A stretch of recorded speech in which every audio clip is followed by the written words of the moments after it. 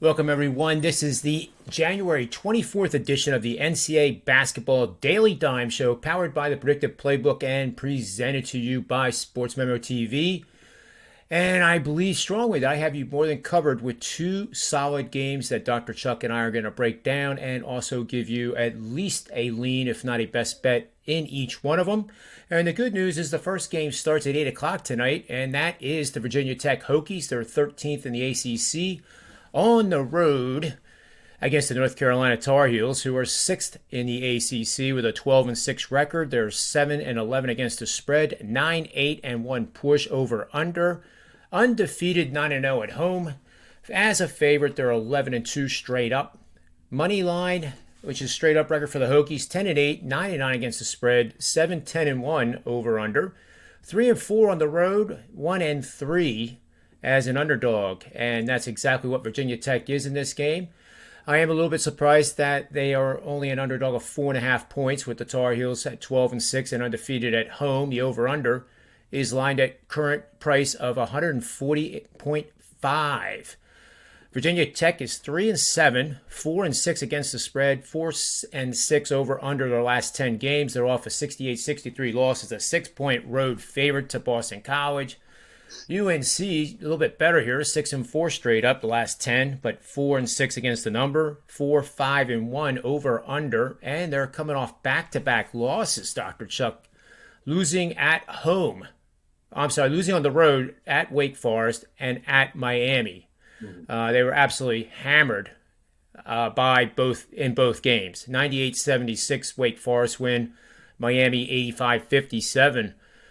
Tell me what's wrong with the North Carolina Tar Heels, or better yet, are they of value now that they've been beaten up so badly? Well, you brought up a couple of things that I wanted to discuss, which is line's a little fishy, right? So, when people think UNC, they think, right, they're undefeated at home, have looked much better at home, go on the road, and where they're 3-6 and have looked as bad as they could look, when they played Larinagas Canes. I know you discussed that game I was thinking the same thing that day. All right, Carolina's going to right the ship a little bit. And what they did was they just allowed the opponent to do whatever they wanted on offense, which they followed that up by doing the same thing when they went down the road to play Wake Forest. And the offense improved only a little bit from there, and now they are back home, and we expect them to be laying more points because they haven't lost at home against a Virginia Tech team that just lost to Boston College in a down ACC year, where we're getting two teams that we expected more from, even though it was going to be fewer teams making this tournament. Losing to Boston College, what's that like? Getting beat by 30 by the Canes. These two teams need this game like blood.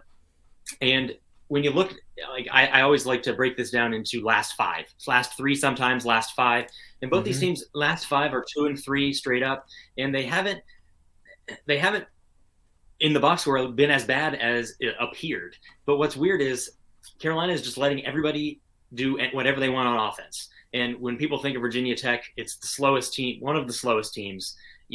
They're like trying to be even slower than Tony Bennett's Cavaliers inside that state. Mike Young's version of this offense is to grind out, use almost all 30 seconds of the play of the shot clock, and then try to make the opponent do the same. Well, Carolina doesn't do that, and Carolina allows open shots. And I would challenge Mike Young's team off a loss to not take open threes. They're an amazing three-point shooting team. Even in this 2-3 stretch, they're still shooting almost 40%. And Carolina's a really good three-point shooting team too, but they haven't shown it. Caleb Love and RJ Davis are like 4 for their last 19 in these last two losses. And that's why they couldn't keep up. But what's even crazier is neither of these offenses turn the ball over, which is good for an over. Neither of these teams are going to force a lot of turnovers, and they especially haven't lately. They both shoot well. Carolina hasn't, but they can. And Virginia Tech isn't exactly the staunchest defense. And Virginia Tech has an effective field goal percentage in the top 40 in the nation, even though they only average 60 possessions a game. If you score on these possessions, you can get to this point where over a 140 isn't that tough. And so I like both these teams to be able to just, I like the Hokies to turn turn the script on Davis and run. Not run necessarily, but take shots. They don't have to run this shot clock just because they can. And I just think that this should have been 145.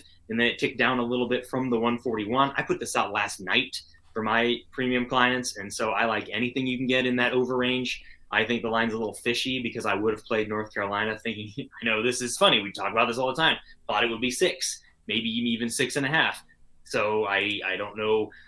I guess maybe they think Virginia Tech's going to put up 70, 75, or maybe as many as what they've seen. They're as good of an offense as what Miami, Kentucky, Wake Forest all did to Carolina, and Wake Forest and Kentucky almost put up 100. So I don't think it's going to be all that difficult to get to that number. And one final thing, as far as like positive regression for our side, they got beat by 20-some by Wake Forest, but they had 23 offensive rebounds and they couldn't convert any of them. And so that's just not going to likely happen. They're really good on that offensive glass, and Baycott should be able to score inside. And I think this is 140 at the under 4. And I know that that's contrarian with a Virginia Tech team, but I just think that there's a lot of value on this over. And I agree with you, Dr. Chuck. I can add some fuel to the fire here. North Carolina in home games coming off a double-digit road loss. They are 22-6-1. That's to the over, not ATS, but the over. And that's pretty darn good. That comes out to just, pretty darn close to 80% winners over the last 15 seasons. So I like the breakdown quite a bit that you just did. And I also like the idea that North Carolina has to regain the focus, getting destroyed. And like you said, they were high-scoring affairs. They weren't playing defense, weren't making threes, weren't taking advantage of their immense amount of second-chance scoring opportunities. And I do agree. I think this game, it does go over the total quite easily. And, for those that like team totals, it's 67.5 right now for Virginia Tech at Pinnacle, 72.5 for the Tar Heels. And I think, reading between the lines, what Dr. Chuck said, I think over in the Virginia Tech 67.5, I prefer more than the Tar Heels. So that's great stuff. I'm definitely going to the window with the over on this matchup. And the second game that we're going to be looking at here is out west in the Pac-12. And it is the Arizona State Sun Devils taking on the USC Trojans. And just getting my notes pulled up here real quick, Dr. Chuck. Well, I don't know which side you're going yet, but I love me a good dumpster fire team, and so, That's so true. This game is the last one on the card. It's one of 2 games on the Monday card that involve ranked opponents. The other one is Texas Tech, number 14, at Kansas, number 5. That's going to be a raucous crowd there in Kansas for sure. This one might be a little more subdued because Arizona State is a struggling team. They're 2-3 away, 6-10 on the season. USC is number 15 in the country, and personally, I think they're actually better than that. And the polls are the polls. It's week to week. What have you done? Recency bias, and they're more or less worthless for professional sports bettors like ourselves. But they are 10-8 against the spread with a 16-2 straight-up record, 9-9 over/under, 7-1 at home, 14-2 as a favorite, and they are a big favorite in this one. Over/under in the ASU games has gone 4-12. They're 6-9-1 against the spread, and they're not a good team. I say it with all due respect. I say that because I had a son that played college sports. And it doesn't matter what team they're on when you're a parent. You're just proud of them. And the season record, you hope they get 500 or better. But sometimes a very good, state-honored athlete will get on a team like an Arizona State is in basketball, and they just struggle. And that's the whole, evolution of you go up each level from, playing as a ninth grader to high school, then to college, and then you make the big leap to the NBA.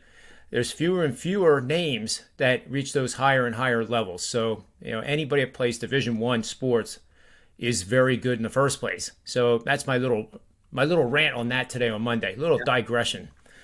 But Dr. Chuck, I think the play here is either the under or the side. I like both of them pretty equally right now. USC has advantages across the board. They're not a team that is going to run you off the court. They rank 100th in the nation out of 358 Division I basketball programs. taking 60.3 field goals per attempt. That is going up against a slightly faster Arizona State team that ranks 87th, taking 60.6 shots per game. But the field goal percentage by the Trojans is very efficient. They are a very efficient offensive team, and I have them ranking a lot higher nationally than what you'll see in the popular websites that carry these statistics for us. They're making 47.4% of their field goal attempts against a Arizona State Sun Devil team making 39.6%. USC is almost shooting just as well from three-point range as Arizona State does overall. And I see a huge advantage in this game from top to bottom. USC has tremendous length with their 5 starters. Arizona State does not have any way to match that. So I do like USC here minus the 11 points. And I guess I would lean towards the under. What are your thoughts here on this matchup, Dr. Chuck? Well, and you mentioned it at the early part of the breakdown. I think in 16, did you say they're 12-4 to the under? The Sun Devils are, and that's right. Just kind of what it's looked like for Bobby Hurley this year. It just hasn't.